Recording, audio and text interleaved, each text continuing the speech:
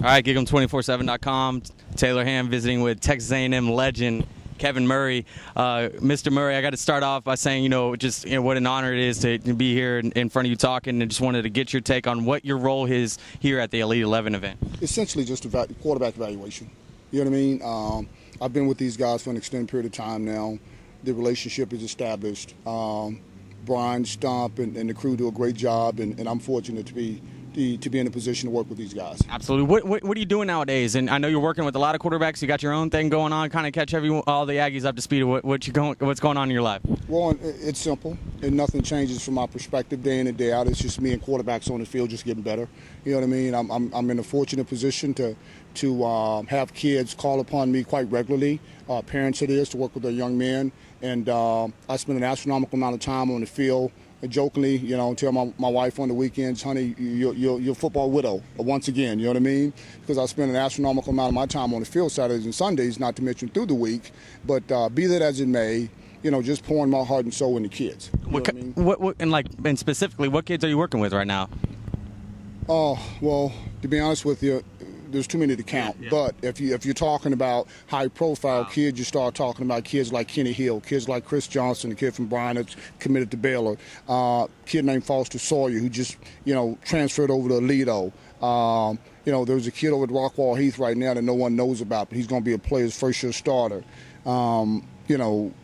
Just on and on and on. I can't think of them all right now. It's like an acceptance speech at an award or something where you forget to thank someone. You know what I mean? Just right off the cuff, I can't think of them all. But, we've got a lot of good kids in the program right now. Now, I know you did a little bit of work with Jerrod John. He was out here today. What's his progression been like?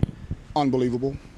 To put it in layman's terms, he has come full circle in his development since he was released from the Eagles and called me, wanted to know if he could move up here to Dallas to work with me. And, of course, I said yes from the beginning of September until right now today.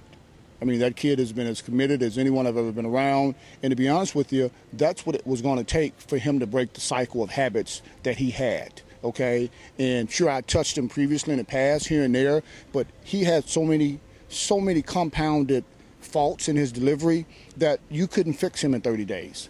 You can't mask a problem, or you can for only so long. You know what I mean? That monkey's going to rear its ugly head again. So it took every bit of 2 to 3 months for me to break him of those habits. And now, he's a Steeler. He's going to be a Steeler. And like I told him a month and a half ago, Jerrod, had you been throwing the ball this well at your pro day last year, you would have been drafted hands down second or third round, because he is throwing the ball absolutely phenomenally.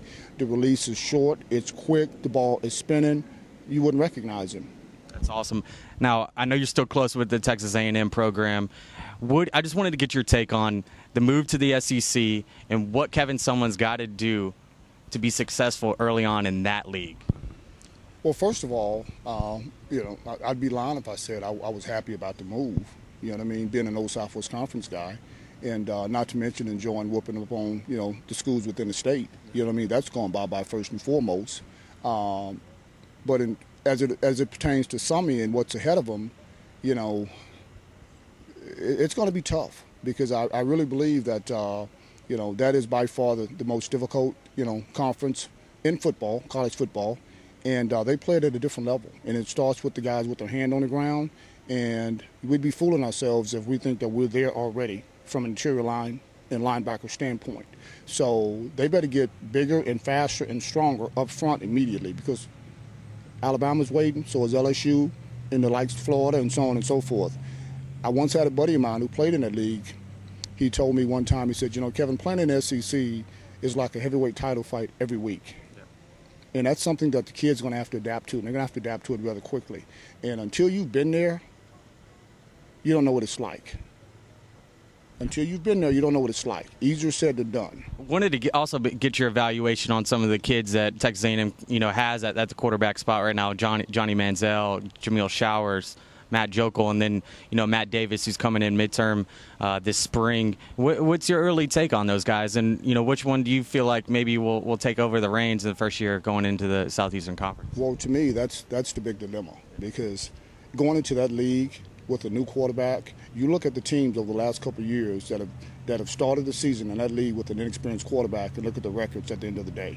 Okay, And, you know, those young men you just referenced, they're all very talented. Obviously, I know Matt very, very well. Jamil and Matt were recruited together.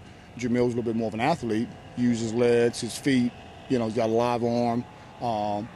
It's just going to be interesting to see. I really believe it's a two-horse race between Jamil and Joko, so it's just going to be interesting to see how that unfolds. What do you think about Joko? I think he's a guy that, you know, maybe a lot of people are ruling out. You know, there's a lot of people out there, a lot of fans. I know, you know, some of the sources that I've spoken to feel like, you know, it's a two-horse race between Jamil Showers and Johnny Manziel. You've worked with Matt. What does he bring to the table, and why are so many people maybe overlooking him? Well, first of all, I think Matt came in much ballyhooed, and I really believe that things didn't go well for him initially. And I think that's the primary reason why there's so much apprehension around him.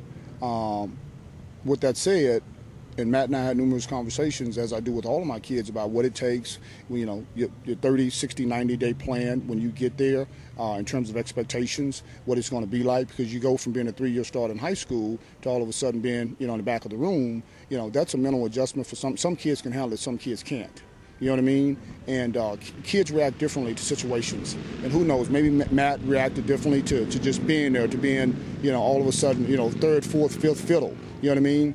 But when self-doubt creeps in, you're going to fall. And I think that's what happened to Matt.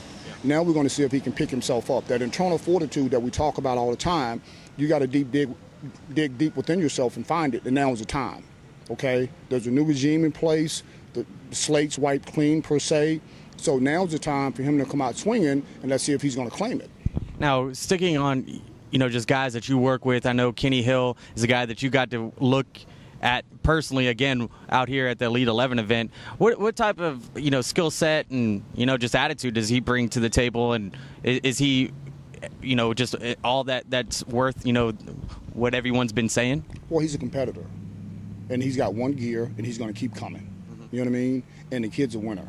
Okay, I don't think anyone going into the Texas high school playoffs expected South Lake Carroll to win state. And if you look at the 5 teams that they played, it was Murder's Row, and he just got it done.